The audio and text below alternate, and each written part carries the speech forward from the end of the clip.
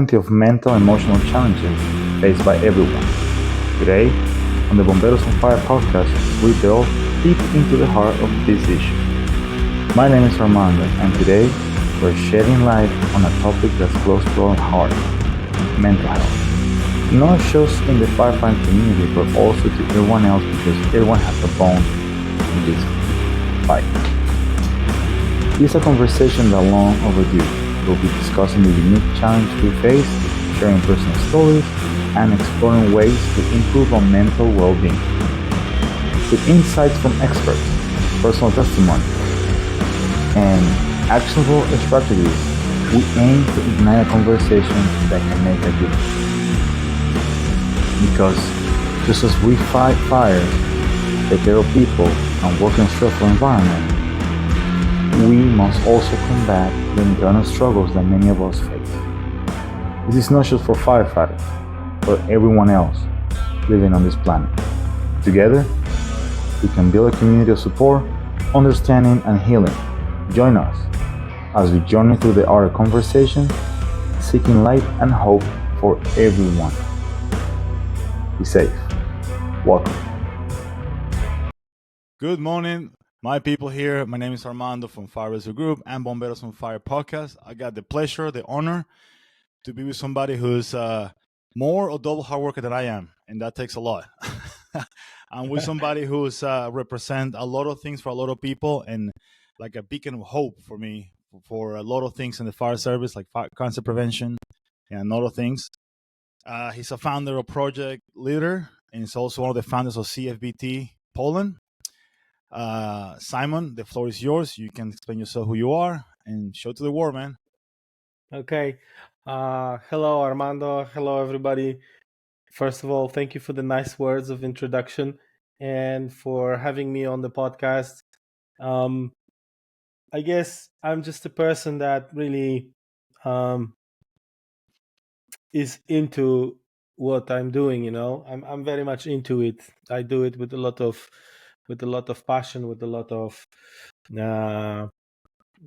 conviction, so to say, because at some point I selected my way, you know, in life, Yeah. and that's been very good for me, the career in firefighting. So I entered the fire service when I was 20. That was 1999, so almost 25 years now. Yeah. Some people say I don't look Not 45, yet. but I'm soon turning 45 just next year. And I've been a voluntary firefighter as well for majority of the time, approximately 20 years. So my career started in the last class of high school. I was wondering when my colleague what we should do next after school, which occupation to choose. And actually, I was in a technical school, so I was already a technician electrician. So I had a job, but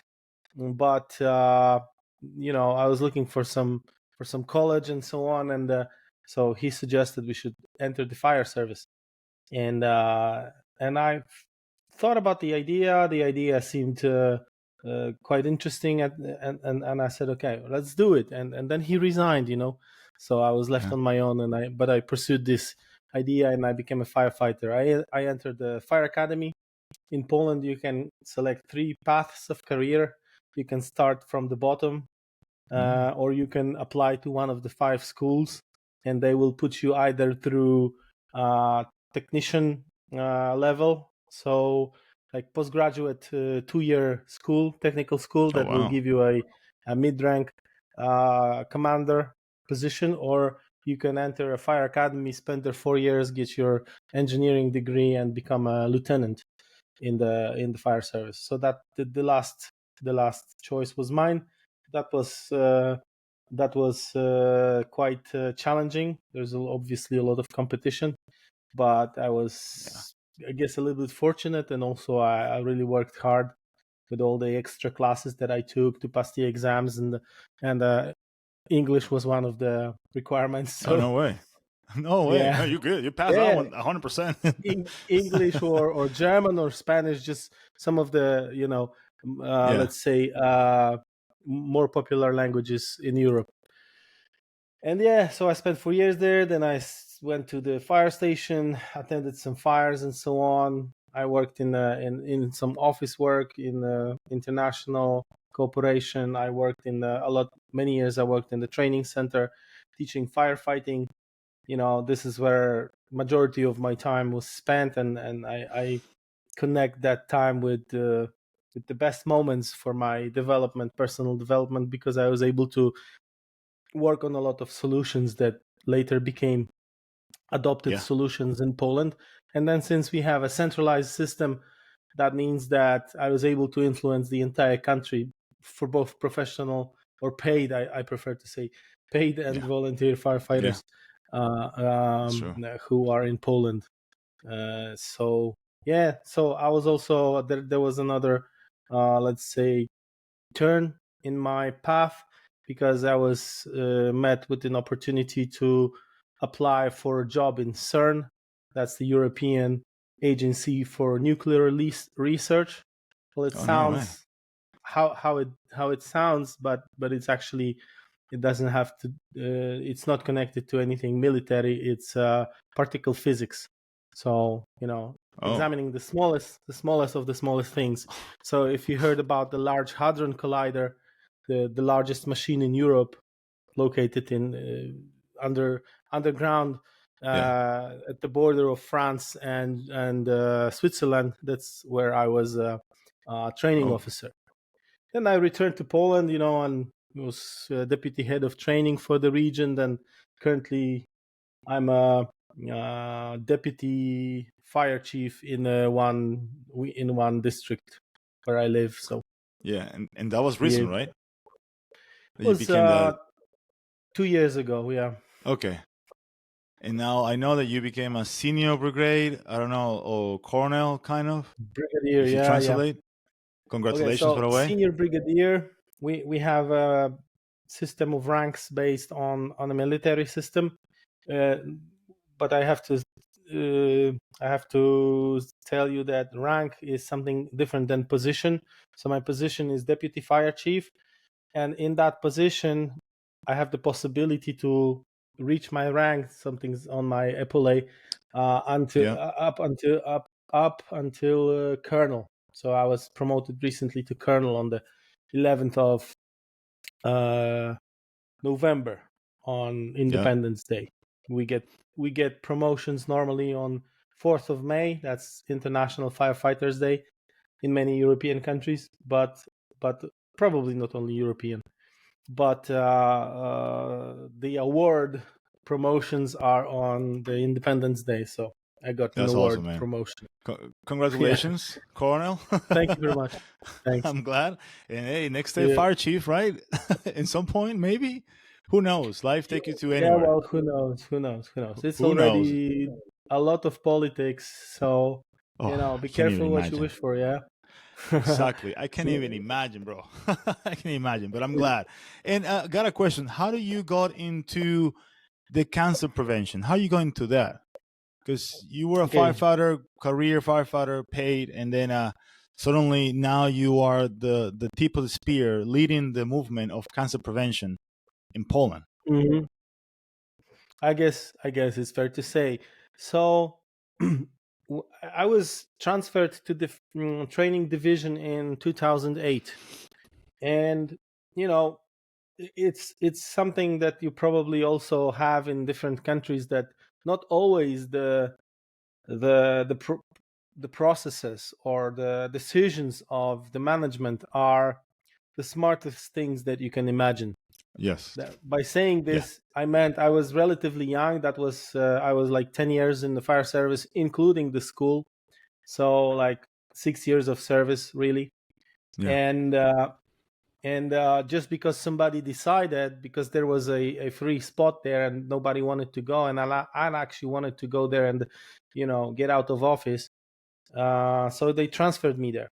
And since I had higher education, my fire engineering degree, that they decided it's enough. You'll be a teacher now.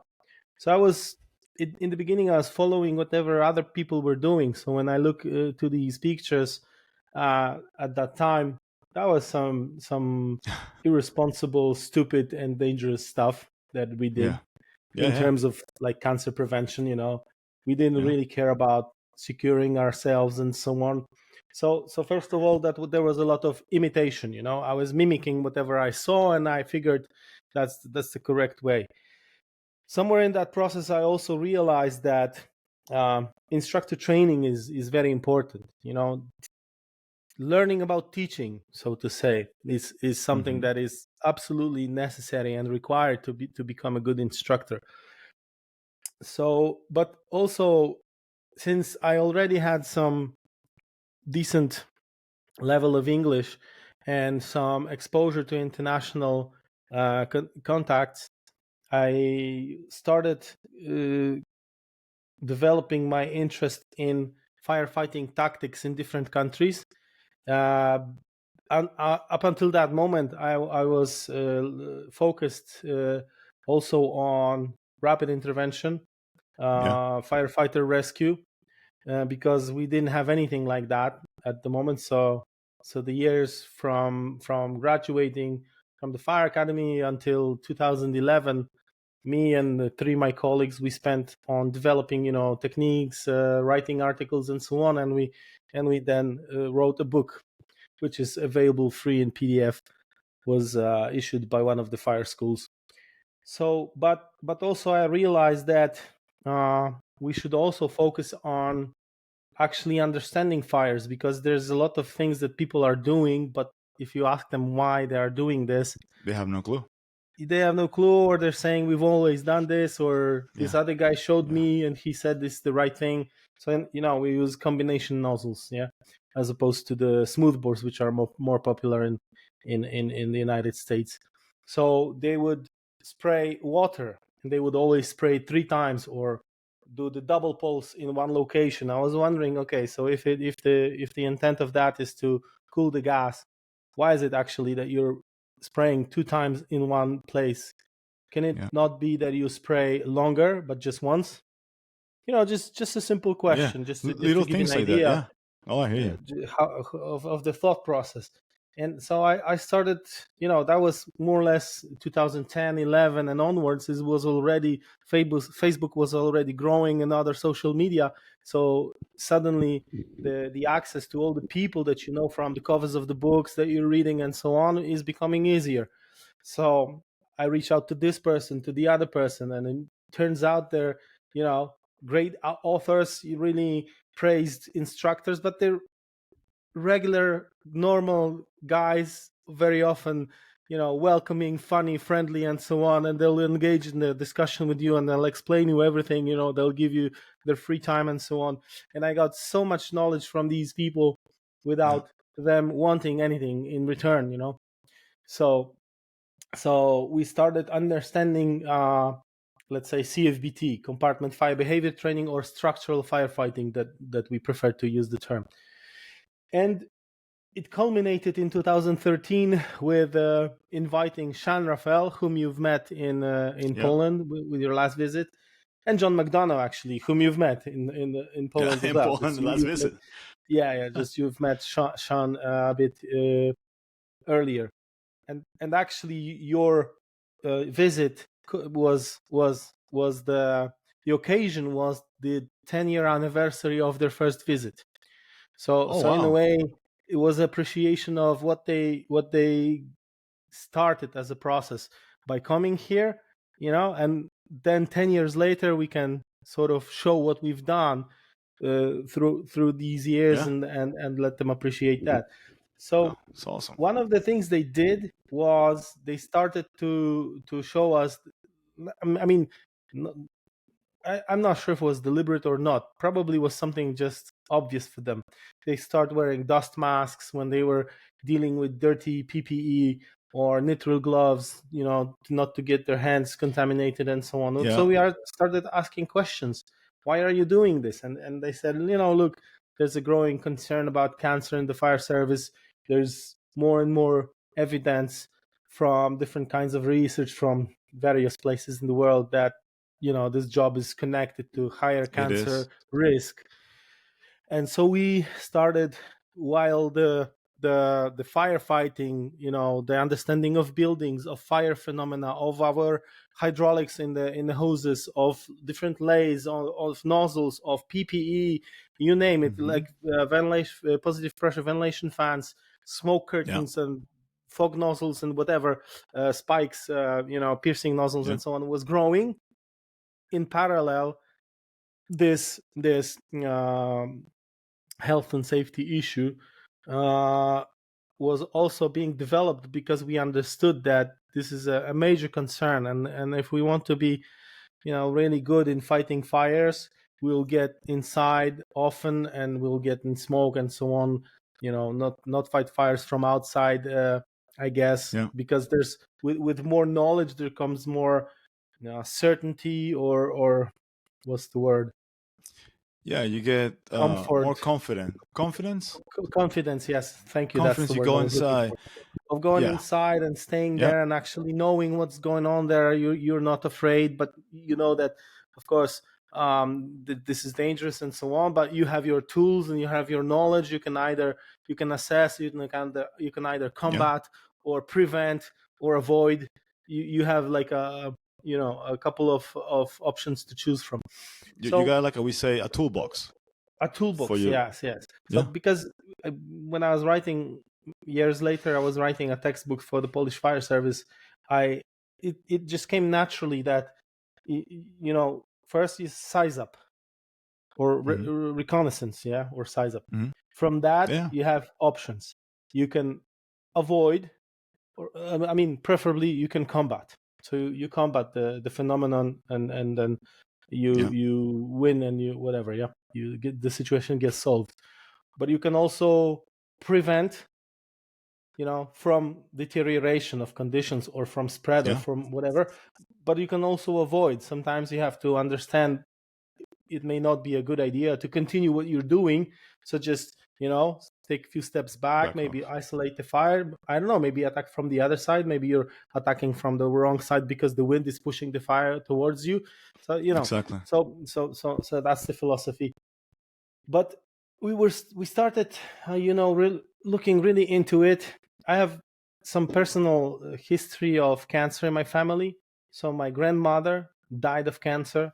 Actually, when I moved out from my parents' house, my room became like a guest's room. So my grandmother, who lived like an hour away from us, driving, moved to Olsztyn, and she stayed in my room. And actually she died there of cancer, at the age of 80 or something. Then my aunt, my father's sister, also got cancer, and also she went to our city, because we have better doctors here and so on, and she also stayed in my room. Well, she died at her home, but sort of my room, my own room, at my parents' house, became like a oncology how center. to put it in good words, like a cancer room, I guess. To look for a lot of words. Then my sister got cancer, my only sister, but she cured it. She's a survivor. She's good now and so on. So I understood that it's a terrible disease. It's taking its toll on humanity, and if we as firefighters are at elevated risk, then we have to do whatever it takes. And already, because I was progressing through the ranks, I was working on a regional level, I was writing a national training program and so on, I understood that you can approach the issue from whatever, firefighting, you can approach from two ways. If you're a firefighter, this is your job, so you have some demands from your employer. That's obvious, but at some point you start to represent the employer at some level. Whenever you become like a crew commander, you are already a representative of the employer for a small group of people, aren't you? Because you're their supervisor. Yes. So in a way, you have to be prolonging whatever the policies are being implemented. The problem is, or the question is, whether or not these policies are actually being implemented. So we understood that they aren't, so we started working towards the direction of development of these, so that when time comes and people ask, did the employer do anything to Prevent or ensure help. as safe conditions in terms of cancer threats as possible to the firefighters, the employer will be able to say, yes, this is what we did, this and that and the other thing. It's like a my thought process is this is what the employer wants, and I'm trying to make the employer understand that I'm working for the employer's benefit, but at the same time I'm pursuing a more important goal, at least for me.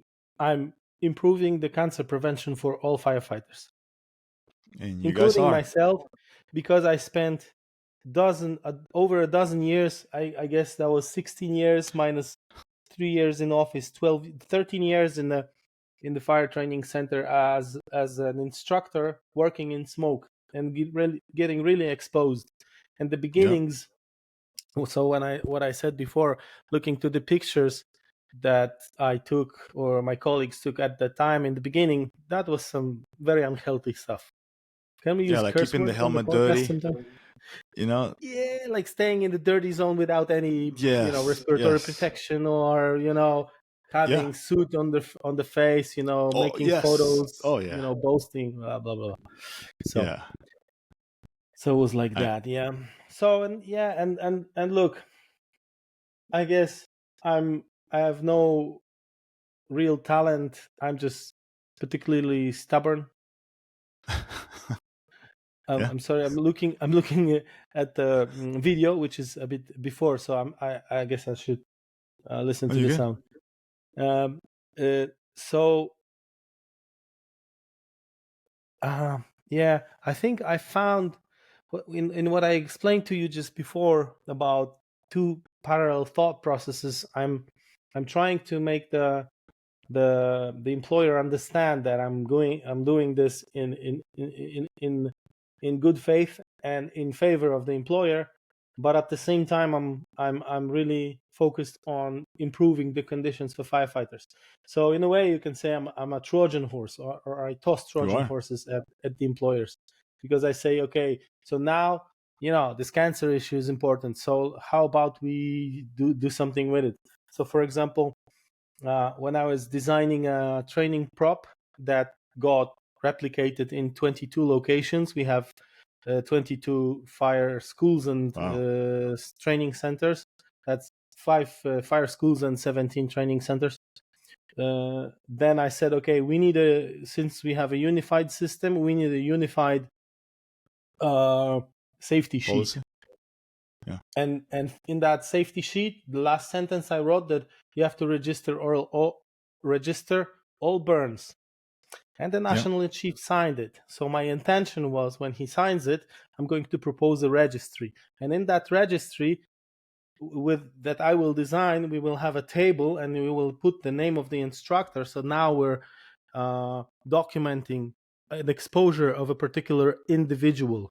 And since we're doing this over years, that is becoming a official proof of his or her exposure to both overheating and carcinogens in the fire service, and that's really important, so that was one of my Trojan horses that I that I did. Man, that's awesome. Like, you like the vessel. They put the information to you, and now you're in the position to actually make a change, which is great. We need more Yeah. people like in that mindset to change, because it's Thanks, hard to man. break the habits. It's really hard to break all habits. Yeah, it is. And I know. obviously we got so much investment in better gear, we bought, like, we are buying stuff, there's a lot of money for everything. Well, I mean, not like for everything, but Yeah. there's enough money to really provide people with decent, good quality equipment, PPE, and so on. But we can have all the money in the world and spend them, if we don't change the culture of work, the habits, the Exactly. awareness of people, one person will still cause contamination of the entire fire station for everybody else. Yes, I agree 100%. Yeah. It is true. And like you said about the instructor, I'm also an instructor, and I'm a live fire instructor. So just like you, I'm inside the prop getting burned every day, passing all the group training. And sometimes we get more exposed to those chemicals and those agents than a normal firefighter working in a firehouse, just because we do training every day. So That's I relate true. to you And that. yeah, and Armando, look, just 3 days ago, I was talking to a scientist from an institute that we have here. It's called the Central Institute for Labor Protection. So they are, let's say, the highest ranking, the most important opinion making body in the occupational health and safety generally for Yeah. all the professions and so on. But they got interested in our exposure to chemicals, and this lady has been joining the meetings of the group at the national headquarters, where we are working for the second year to establish some of that knowledge and That's create awesome. some standards. And she just told me recently that she did tests on the gear that was contaminated in both real interventions and training fires. So the difference that she found was that in real interventions, you get more substances, different substances, because obviously there's more kinds of Yeah. fuel. There's a lot of, foams Do and know. artificial, whatever Yeah. coverings of everything and glue and stuff. In Plastic. Yeah. you follow NFPA 1403, so I guess you burn wood and hay. Do you burn chipboard? No, we go for live fire for NFPA. We only Yeah. do class A. When it's a class B, they rather them to do control prop. Like we can control how much fire we got, how less is a gas, is a Mhm. propane Yeah, prop. So but is it in our allowed? case, we do all that logging. What? But is it allowed to burn, apart from wood and hay? Is it allowed to burn chipboard or OSB board? No, but people don't care that much. You shouldn't. You're Okay. trying to avoid that, but you know Okay. how it So is. in Poland, it's allowed.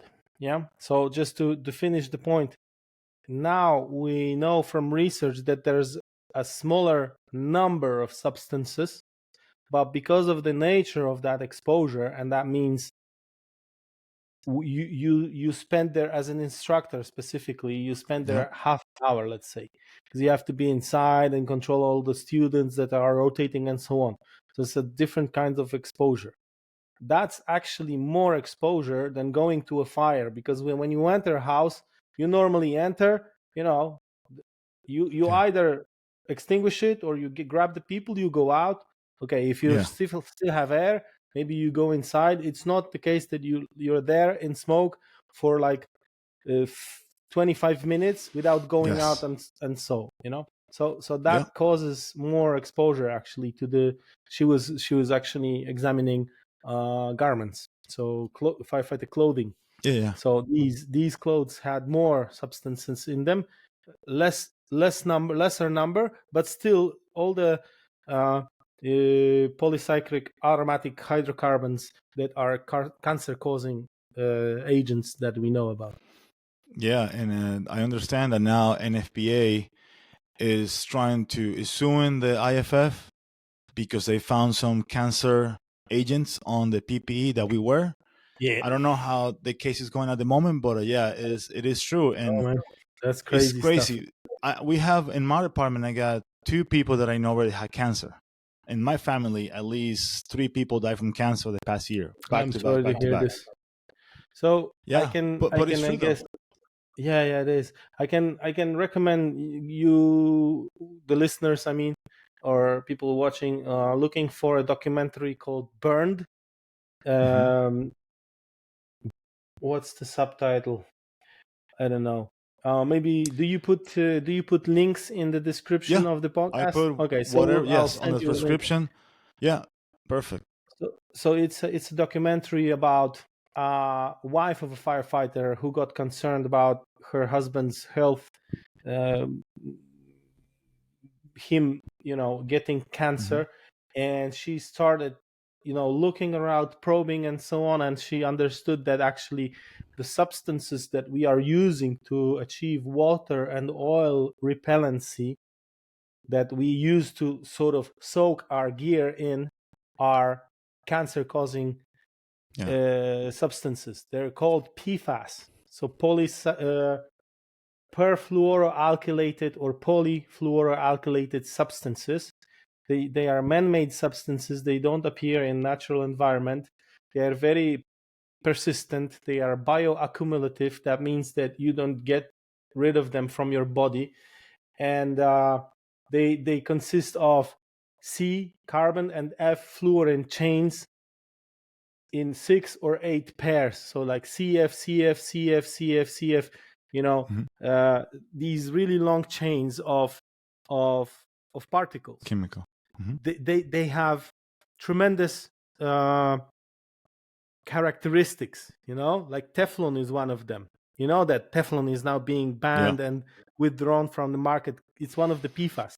So if you heard about Dark Waters, the movie, it tells the story about PFOA or PFAS, and there's like 6,000, 7,000, depending on whom you ask, but thousands of these kinds of substances that just differ a little bit by just a tiny little, chemical here or there, and now they're being banned in Europe, but they want to make a derogation so that they want to sort of allow for the use of these substances in firefighting gear for at least 10 years before they establish a new technology. We are strongly against that. My foundation, CFBT.pl, and also the largest Polish trade union of firefighters, Solidarity.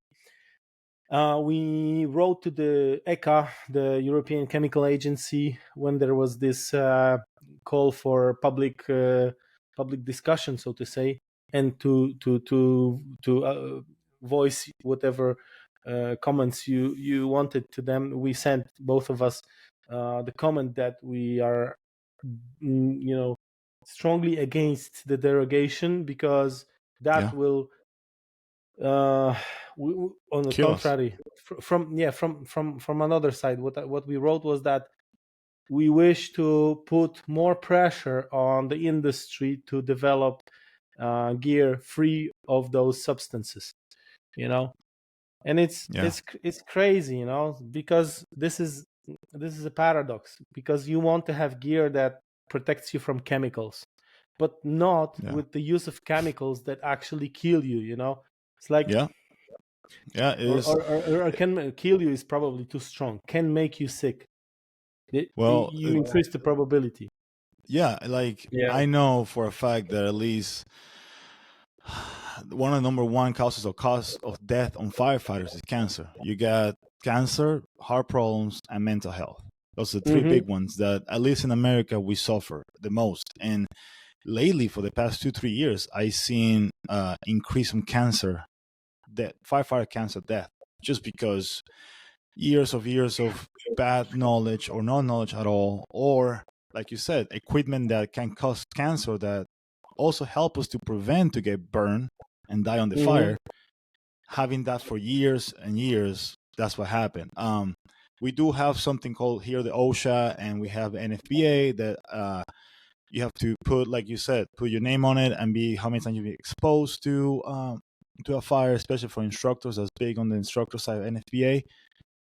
But it's still I think, to me, the big problem is not changing the technology, it's changing the mindset, because we are more people than the scientists. So we can put the pressure on them to make it better.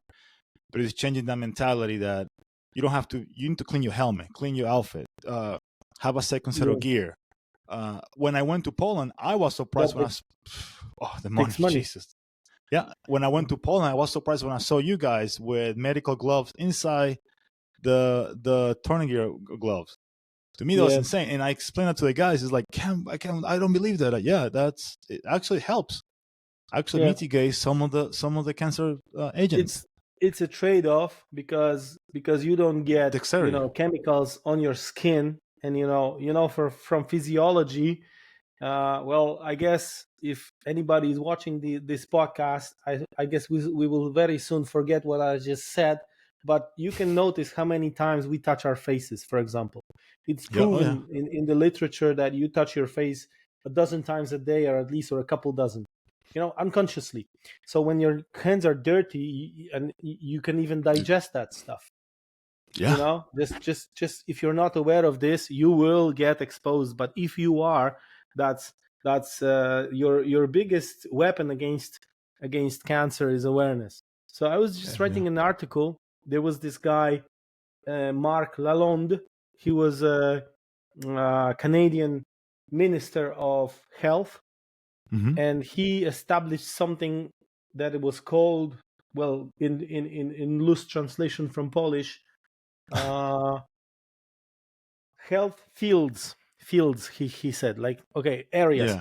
Yeah. What he meant was that there's basically 4 main causes, or contributing factors to cancer. So lifestyle, your physical environment, your genetics, genetic influence, and your healthcare.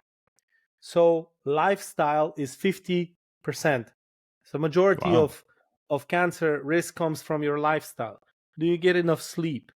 Do you eat healthy? Do you exercise? Do you do whatever, just To keep these you kind of healthy. things? So this is 50%, because getting cancer is a probability.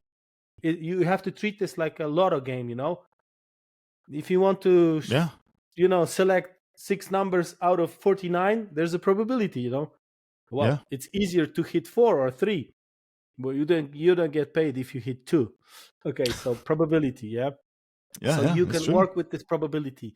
The largest part is in your hands. Live healthy. Then physical environment, approximately 20 some percent. So that's something you have and you don't have influence on, because there will always be fires that produce chemicals, and you have to work in these conditions. But here comes your part about awareness and good habits, limiting the spread, the cross-contamination. Then genetics, you have zero control over that. And then healthcare. Healthcare is both your health screening, but also the quality of the healthcare that you get. But still, healthcare is 10%. So you have to understand that 2/3 of the influence are in an individual. Yeah. So changing the culture, changing the mindset is absolutely the most important thing that we can do for ourselves, and mutually for ourselves as well, because we live in a connected workplace. So if one person does not adhere to hygienic processes in the workplace, he or she will contaminate the workplace for others. Yeah. So it's either everybody or nobody, it's like everybody has to be on board. It's a team player. If what you said, I think Tomek or Czarek, the previous guests on the podcast, told you in Poland. There's 2 things that firefighters don't like, yeah? Yes. How things are and change. Change. So we don't like to change, No. It's deeply rooted in our psychology, in our needs, I'm really into psychology, I think the most powerful thing that I read about human psychology was Maslow's work on human needs. And apart from the lower tier needs, like, you have to breathe, you have to eat, you have to the pyramid, procreate, hide from cold, and so on and so on. When you enter the needs and the upper tier needs, one of the fundamental needs is appreciation and belonging. So whenever you get criticized about something, you don't get appreciation and you don't get a belonging. You don't consider yourself to be a part of group, But when you oppose something with someone, you already get appreciation and you belong to a group of opposing people. Part of something. It's so basic. It's so primal, in our minds. We have to understand, It's so true. Like, it's 100% true. Human beings are designed to be together. We are not designed to be alone. Once we get Right. in that aspect, that's when the mental health issues start kicking in. You start getting anxious, depressed, you name it. That's Yeah. when you get all those big problems that we suffer here in America about suicide, about anxiety and depression. A lot of the firefighters, like last year, or well, the beginning of this Yeah. year, 3 firemen die back to back on a suicide in Central Florida. Actually, 4 or 3. Yeah. So that's the thing, that because you start worrying about the cancer and then family, and then you get in a mandatory. That means you work 24 hours more. You're working 48 hours for 3-4 months straight because of lack of personnel, lack of money, budget, and like you said, like we are designed to be in a group, to belong to somebody, to help each other. So Yeah. I think it's That, great to have these conversations, because not just in America or Poland, maybe somebody from South America can hear us. Oh, maybe I can change something. Maybe I can start doing some research. I mean, yeah. who knows? Hopefully, our podcast can at least spark somebody curiosity to do something about it. I don't know I where. have no doubt, brother, and appreciate you doing this and inviting me. Always, Yeah, doing something is better than doing nothing. exactly. At least doing something. It's like working out. It's better to just walk around for 30 minutes than don't do nothing at all, stay on the couch and be fat and happy. Right. Yeah. So talking about something else besides cancer, Right. I know you are a big fan of heavy metal, punk, and reggae, I am. Yeah. and I love that. I would like to promote your band, but if you can explain that, what is your band? What do you guys play, and all that? Because Okay. to me, it's awesome. You do everything, Okay. bro. So so the thing, yeah. Well, connecting to the mental health that you just said, Hmm. um, I've been through a lot of difficulties in my life. So just don't want to complain Yeah, or, you don't or, have to or specifics. make a list or compete how No, yeah, unfortunate I yeah, was at some moments in my life, but I guess if you can think about being betrayed by friends, or going through a difficult divorce, or having yeah. a child with special needs and so on, that's a lot of emotional and yeah, emotional stress, I guess, emotional It is. challenges, and working under toxic bosses and stuff like that. Oh God, tell me um about it. yeah, so um I always liked music. I guess that for some time, listening to a lot of music, even when I was alone, was a way to how to deal say deal with to that. to avoid silence. You Okay. know, just Yeah, just yeah, to kill the silence, just to keep the mind yeah. occupied, and I just to hear kill you, man. silence. Silence is It's a sometimes bad enemy. can make an impression that you're alone or lonely, Yeah. but actually silence is the uh best place for change or for development. I guess connecting with yourself. Still, well, music always played a big role in my life, because I use it for relaxing. Hmm. And so I always wanted to be an artist, I guess. Not an artist, but I know that I have my way with words Yeah, and you so have it in on. you, man.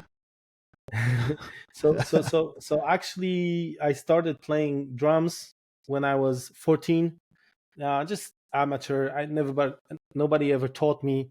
I was learning from hearing, from music videos, and so on. Yeah. And in the 90s, there were a lot of great bands. Sepultura was really, Oh, one of the really? greatest bands for me. Yeah, yeah. I just missed No their way. show in Poland. Not them, the Cavalera brothers. Actually, Oh yeah, wow. Brazilian metal. Oh.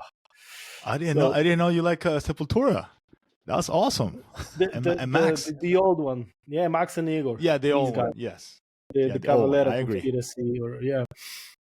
I have nothing against the new ones, but their style is different, and there is some Yes. debate whether or not they should continue to call themselves Sepultura. Exactly. But you and I, like I say, we grew up with that Sepultura, and for us, the old one means something. Not just the music. Yeah. It means like we went through some part of our life, and that specific group and that specific moment meant something for us. So I Hmm. hear you, man. I'm the same way with music. I go And you from know, everywhere. the style of Igor's playing was always a great influence, a great inspiration for me. And Yeah. so over the years, I was playing and not playing and so on. I got back to playing drums a couple of years ago. Still, the skill remains. It's a little bit like riding a bicycle. You know how it's done, but Yeah. you really have to practice to become better and better. Oh yeah. But there was this campaign from UL FSRI called "Close Before You Doze."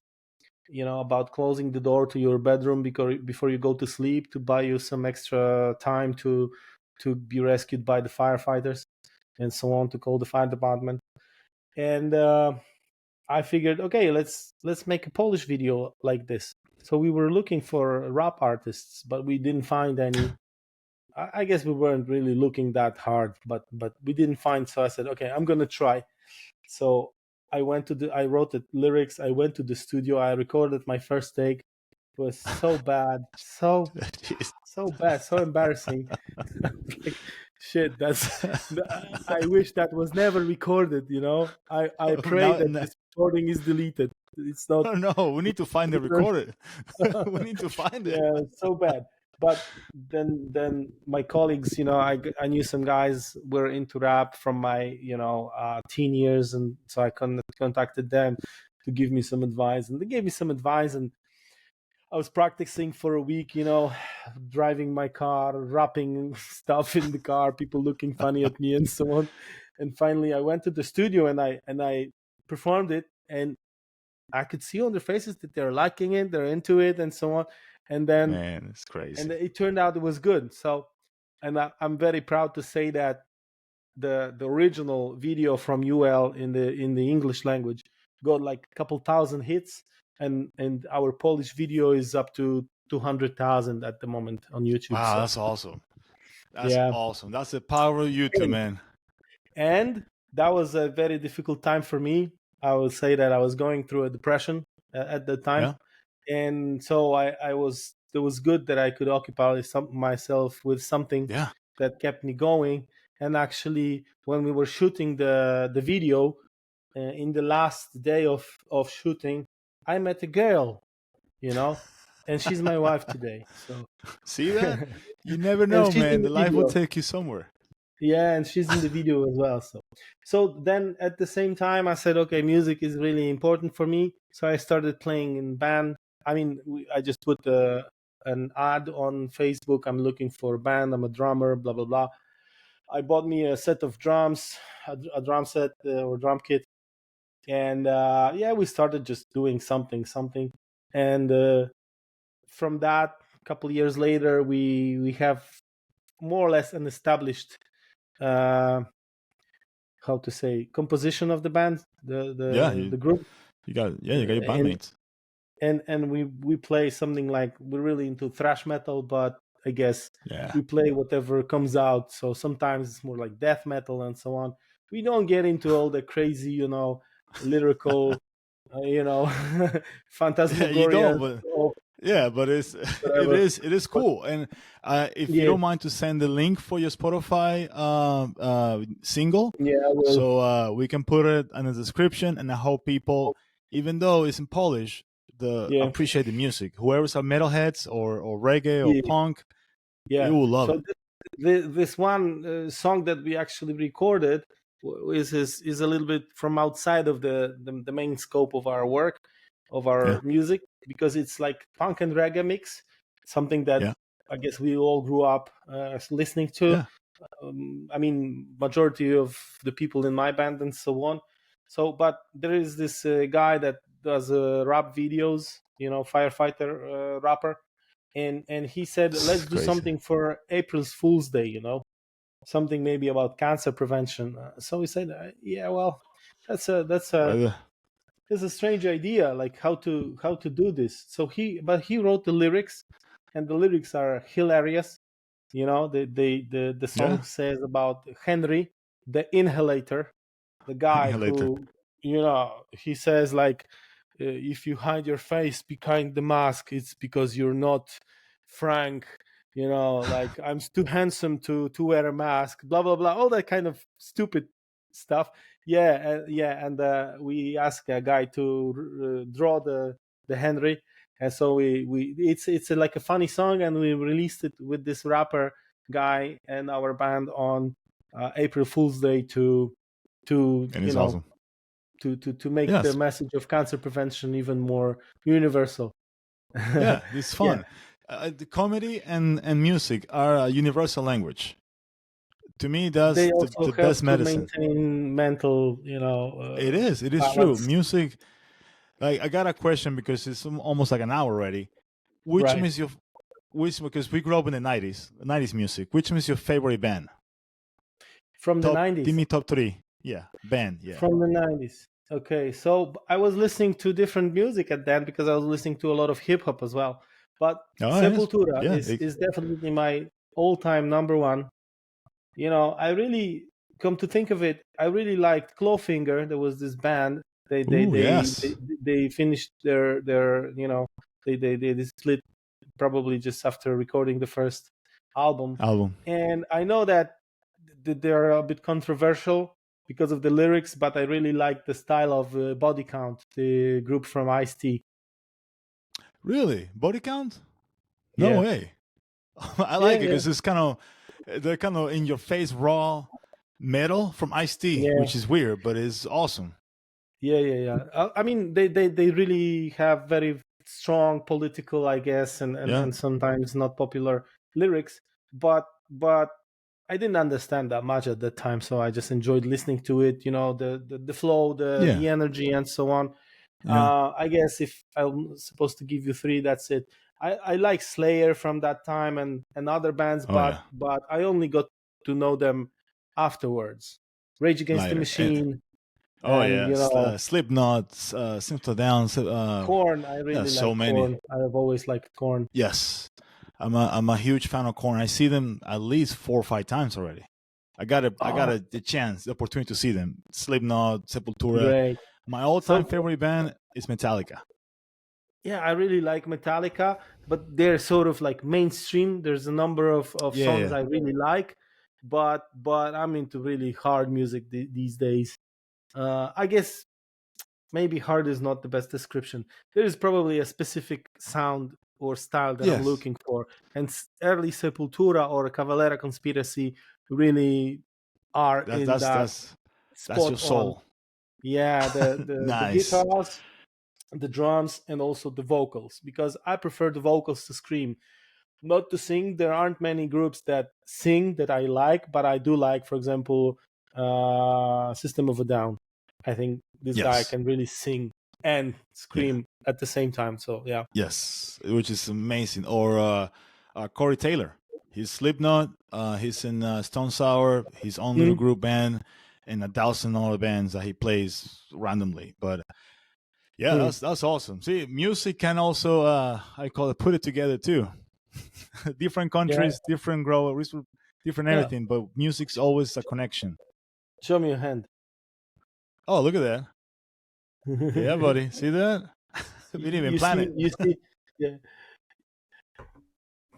You don't even plan it. So we have to show people that even though we're different countries and different cultures, we are the same, regardless what it is. Mhm. And that's the thing we need Yeah, to we are. look when we are going to go against the old mentality and then the old firefighters or the old people that want to change. Just find something in common and Mhm. and flourish that and nature that like take care of that. So change Yeah, might happen, but if you find something like common ground and I appreciate it, man, that your time. I appreciate your knowledge, which is amazing.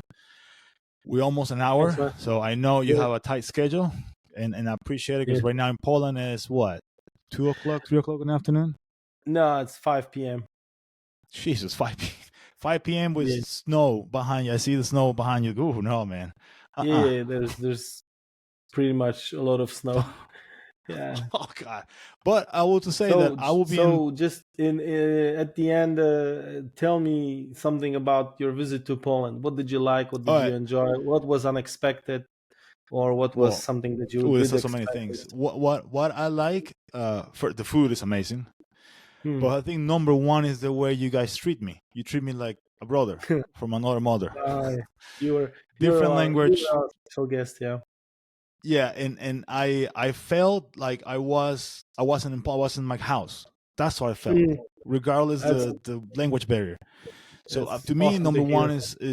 is your guys' appreciation and the way you treat me. And my brother went with me. Actually, I'm going back in March, by the way.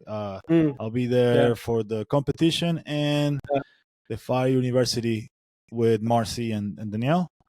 yeah. And but yeah, I love it so much. I'm going back actually. So You number did one. have some adventures, didn't you? Oh The yeah, I broken did some adventure. car Oh, and all that stuff. Just take it with a I drink. smile, and everything gets solved there. Yeah, bro. It's life. Life is like that. Like You have to roll with the 1,000 miles from punches. home. Yeah. Yeah. I told my wife, hey, look, we're stuck in the middle of Poland somewhere between a KFC and a McDonald's. Hey. That's at least that's familiar. Yeah, at least I got that. Once you get inside to ask for a drink, that's a different story. But at least the building looks familiar. The food is amazing. I enjoy the tartar or Yeah. tatar. Oh Tata. man, that to me that's number one. Uh, My and it's recommendation. so yeah, it is. It is raw meat. Love it. And you guys are. I always say that to Daniel and everybody, but you guys are really humble because I've been in Europe in different countries, vacation and stuff like that. But when I went to Poland, I noticed that you guys take care of each other, regardless if you don't know each other or not. And I like that feeling of community. And Mm, you are hard workers because we went through the great yeah. scenarios, and I pushed a little bit, and you guys took it like a champ. Yeah. So I guess that's thank you for saying this. That's a great compliment. In a lot what you say is really very nice to hear. We're doing our best, of course. I guess it's a little bit historically motivated, so to say. In 1797, what was that? 1797. Yes, Poland was partitioned between three nations, and we how to say vanished from the maps for 123 years, and then Jeez. in 1918 we regained independence. You have to know that Poland was established in 966, so over a Yeah. thousand years ago. So, and we did not exist as a country for over 100 years, and then we were part of World War One, and we were In World War actually Two. the main theater of World War Two from the beginning, because the World War Two started by Nazi Germany invading Poland. Yeah. So, and then from that we got onto the communist regime, and while the majority of Europe was developing, we, as one of the biggest countries and one of the countries having the largest number of people in Europe, one of them, uh, could not develop. So we were always, in an underprivileged Behind. situation. Yeah, left behind. Everybody wants to have a decent life, a safe environment. Have enough money for food, or even to be Yeah. able to buy food in the store, because there was a time you didn't have food in the stores anyway. So I guess from that experience comes a certain mentality, and I know that you're originally not from US as well, I'm and from and back Venezuela. home probably you had the same experiences. Yeah. When people are in trouble, kind of systemically, they develop some other traits of character, I suppose. Yeah. Well, Yeah. I wouldn't want to romanticize everybody, because just like everywhere, you get smart and stupid people, and all the Yeah. spectrum Oh yeah, in every in country, between. it doesn't matter. Yeah. But I guess what is specific to the Polish mentality is that many years of suffering under, you know, strange influences and so on, and we really always had to work hard to get at least the minimum, you know, uh, level of Of life, comfort of or comfort, quality life. quality Yeah, life, and yeah, something like that. That's what I would probably imagine would be yeah, the reason for the mentality. and like you said, like yeah, I'm in the United States, but I'm originally from Venezuela, which is Mm, been through a lot. Not like Poland, but it's been through a lot lately. yeah. And I can relate more with you guys in Poland because I came from a hard environment. Mm, So that's why to me I felt like on home in a really cold environment home, but it was home for me. I yeah. didn't feel like I was in a foreign country. I didn't feel like I was a foreigner. I felt like I was one of the guys, just a little bit taller and darker. Yeah. So a lot of credit goes to Daniel because he was actually Yeah, in charge of your entire visit. We were really, trying to make it happen for the guys who came to Florian. That's Shan Rafael from Australia and Roy from Sweden. That's already a lot of work. So I asked Daniel, please, if you can just, you know, let me know that you have everything in your hands, and we don't have to worry about extra stuff. Let's it was just, great. delegate responsibilities. Sorry. Yeah. And he's great in doing that. So props to Daniel. Daniel, if you're listening to this, you're the Oh, he guy, will. man. Yeah. Yeah, I might have to put some. I don't know how. I might have to figure out how to put Polish subtitles. So, uh, and they might have to learn English. Hey, No, he has to learn English. Daniel, I have jesteś to learn gość. English. That's my Polish sentence for him. I know about the words in Polish, but they're all bad words. I don't want to. I don't want to say it, so I might Well, get if in you trouble. Nah, I mean, if you say something bad in Polish, probably nobody of your listeners will understand. Maybe a handful of Yeah, people. I can say kurva, and it's no Yeah, problem. Hey, I'm just yeah. learning. The That's what you do. the strongest one in Polish, There like you the go. F word in English, more or less. But I got a pleasure talking to you. I don't want to take more time from you from your busy schedule. I appreciate it. I got a couple questions before we go. Number Right. one, any advice for the new rookie fireman that you want to give, and the one is about to retire? Okay. If you are a new firefighter, um, know your worth, but understand that there's a wealth of wisdom to be learned from people. So be open minded. If you want to implement changes, don't pull people on board, make them part of that change. Is a lot easier to make changes when you engage, especially the more senior guys, because it is, according to the Maslow pyramid of human needs, it is the case that um, when you're trying to implement something new, there may be Oh an yeah, impression that what you're saying between the lines is that some of the people that were doing this for such a long time were actually wrong. So be careful yeah, about this.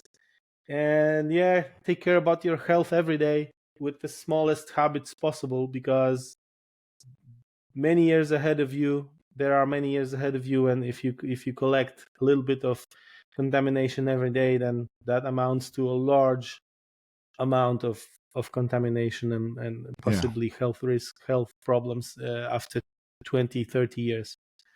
For the one that That's is true. supposed to retire, thank you for Yeah, your service. You did great job. I'm sure it wasn't easy. There were probably terrible moments. If you pulled through, take care of yourself now. Go for health screenings. Find a hobby. Try and remain useful, but you don't have to burn yourself. First of all, take care about yourself. If you're taking care of yourself, you can also be there for others. If you don't take care about yourself, you can give yourself to others, but you will eventually wear down and yeah, sort of finish your whatever um, um, whatever you have to offer will be diminished and will finish. If you take care about Exactly. yourself, it's like a fountain. You feed yourself with your own water. Yeah, something like That's a that. good analogy. I hope never it- heard I that hope I before. hope it makes sense. Actually, it's pretty good. I never heard of it. It makes Right. sense. It's true. It's pretty good, man. Look at you. Philosopher too. God damn. Be You a can do it all. fountain. Yeah, be a fountain. I like it. You should put a shirt, be a fountain. I All will right, make it. let's I'll do it. bring it I'll bring it All in right. March. Awesome. Yes. And somebody that you recommend to talk to me that to be in the podcast as a guest, and I can try to contact them. Let me quickly remind the name. I did tell you, if you really like to talk